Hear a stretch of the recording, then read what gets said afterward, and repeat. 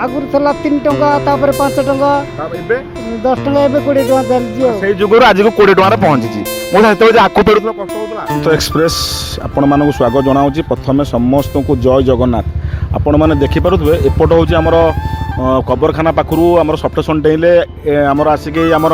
ସପ୍ଟେସନ ଛକରେ ବାହାରିବା ପଡ଼େ ସପ୍ଟେସନର ଗୋଲେଇ ଅଛି ପାରାଦୀପ ପୋର୍ଟ ଅଥରିଟି ଏଇଟା ହେଉଛି ମେନ୍ ରୋଡ଼ ମୁଖ୍ୟ ରୋଡ଼ କରୁଛି ପାରାଦୀପ ସଂଯୋଗ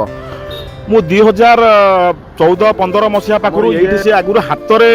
ମାନେ ପେଡ଼ିକି ସେ ତାର ଆଖୁ ରସ ବିକ୍ରି କରନ୍ତି ମାନେ ମଉସା ସେଇ ଯୁଗରେ କେତେ ଟଙ୍କାରେ ବିକୁଥିଲେ ଏବେ ମଉସାଙ୍କ ନାଁ ଏଠି କେତେ ବର୍ଷ ଦୋକାନ କରିଛି ତାଙ୍କୁ ଏଇ ରୋଡ଼ରେ ତାକୁ ସେଇ 3 ନମ୍ବର ଗେଟ୍ ପାଖରେ ଦେଖିବାକୁ ମିଳେ ଏଇ ରାସ୍ତାଘାଟରେ ମଉସାଙ୍କୁ ଦେଖିବାକୁ ମିଳେ କାରଣ ବହୁ ବର୍ଷର ତଥାପି ମୋ ଠାରୁ ଜାଣିବା କେତେ ଦିନ ଦୋକାନ କରିଛନ୍ତି ଆସନ୍ତୁ ଜାଣିବା ମଉସା ଆପଣଙ୍କର ପରିଚୟଟା କହିଲେ मो ना हला नदी चंद पाइटाळ आश्रम बालीगुदा ଏଇ ଦୋକାନଟା ଆପଣଙ୍କର କେତେ ବର୍ଷ 22 वर्ष हो गला 22 ବର୍ଷ ତଥାପି କେତେ ମସିହାରେ ଆରମ୍ଭ କରିଥିଲେ करथली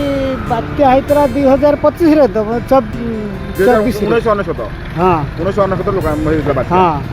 1997 2 वर्ष आगुर होई 2 ବର୍ଷ ମାନେ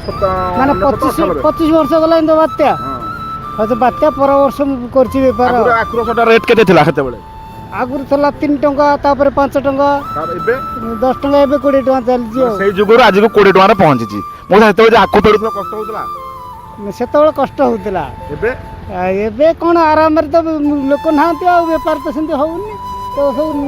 ଆଇରନ୍ ବାଲା ପଳେଇଲେ ସେ ଥିଲା ସେମାନେ ଖାଉଥିଲେ ଆଉ ନିଶ୍ଚୟ ମଉସାକୁ ଦେଖିଲେ ଆଙ୍କ ଦୋକାନକୁ ଭିଜିଟ୍ କରନ୍ତୁ ଜୟ ଜଗନ୍ନାଥ ଜୟ ଜଗନ୍ନାଥ ଜୟ ଜଗନ୍ନାଥ।